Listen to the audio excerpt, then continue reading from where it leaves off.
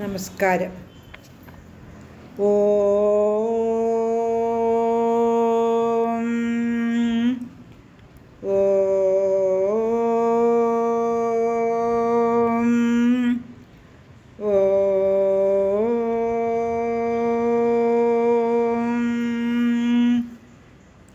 കുജനം രാമ രാമേതി മധുരം മധുരാക്ഷരം ആരുഹ്യ കവിതാശാഖം വന്ദേ വാൽമീകികോകിലം.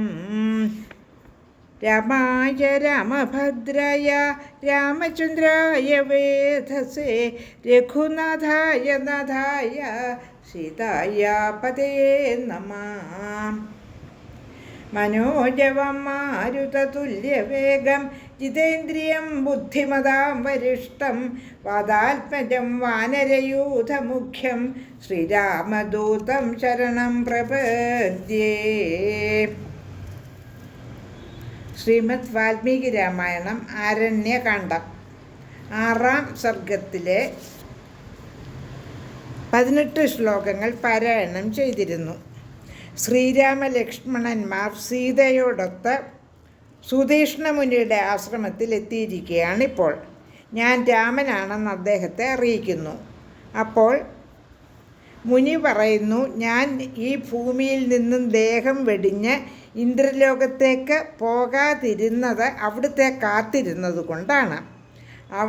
അവിടുന്ന് ചിത്രകൂടാശ്രമത്തിൽ എത്തിയിട്ടുണ്ടെന്ന് ഞാൻ അറിഞ്ഞിരുന്നു.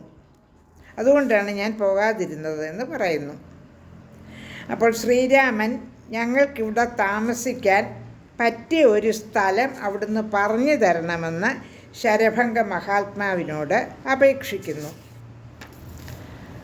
അപ്പോൾ അദ്ദേഹം പറയുന്നു, ഈ ആശ്രമം എല്ലായ്പ്പോഴും ഫലമൂലങ്ങൾ നിറഞ്ഞതാണ്, വസിക്കാൻ പറ്റിയതുമാണ്. അതുകൊണ്ട് ഈ ആശ്രമത്തിൽ തന്നെ സുഖമായി വസിച്ചുകൊള്ളൂ എന്ന് പറയുന്നു. വലിയ കൂട്ടം മാനുകളും ഈ ആശ്രമത്തിൽ വന്ന് ആരെയും ഉപദ്രവിക്കാതെ പോകുന്നുണ്ട്. അവയെയും കണ്ട് മനസ്സിനെ സന്തോഷിപ്പിക്കാമെന്ന് പറയുന്നു. ഇനി 19 തുടങ്ങിയുള്ള ശ്ലോകങ്ങൾ പാരായണം ചെയ്യാം. ശ്ലോകം 19. നാന്യോ ദോഷോ ഭവേദത്ര മൃഗേഭ്യോ അന്യത്ര വിദ്ധി വൈ തശ്രുത്വാ വചനം തസ്യ മഹർഷേർലക്ഷ്മണാഗ്രജഃ. 20-ാമത്തെ ശ്ലോകം 21-ാമത്തെ ശ്ലോകം കൂടെ വായിച്ച് അർത്ഥം പറയാം.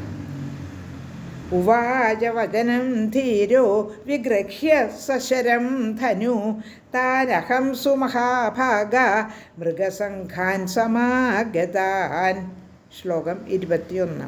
ഹന്യാം നിശിതധാരേണ ശരേണാനതപർവണ ഭവാൻ സ്ത്രാഭിഷ്യജ്യേത കിം സ്യാത് കൃച്ഛ്രതരം തതഃ.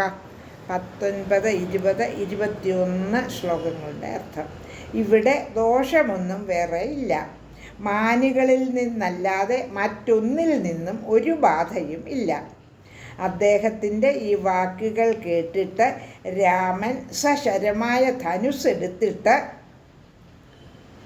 ഇവിടെ വരുന്ന മാൻകൂട്ടത്തെ ഇടിവാൾ പോലെ മൂർച്ചയുള്ള ശരങ്ങൾ കൊണ്ട് ഞാൻ കൊന്നെന്ന് വരാം. എന്നാൽ അങ്ങേക്കത് അഭിമാനമായി തീരും. അതിനേക്കാൾ കഷ്ടമായി എന്താണ് ഉള്ളത് എന്ന് ചോദിക്കുന്നു. ശ്ലോകം 22. ഏതസ്മിന്നാശ്രമേ വാസം ചിരം തു ന സമർത്ഥയേ തമേവ മുക്തോ പരമം രാമ സന്ധ്യാമുപാഗമത്. 22-ാമത്തെ ശ്ലോകത്തിൻ്റെ അർത്ഥം. അതുകൊണ്ട് ഈ ആശ്രമത്തിൽ ഏറെ നാൾ വാസത്തിന് ഞാൻ തീരുമാനിക്കുന്നില്ല. ഇങ്ങനെ പറഞ്ഞ് രാമൻ സന്ധ്യാവന്ദനത്തിനായി പുറപ്പെട്ടു. ശ്ലോകം 23. അനാശ്ര പശ്ചിമാം സന്ധ്യാം തത്ര വാസമകൽപ്പയത് സുതീഷ്ണ്യാശ്രമേ രമ്യേ സീതയാ ലക്ഷ്മണേന ച.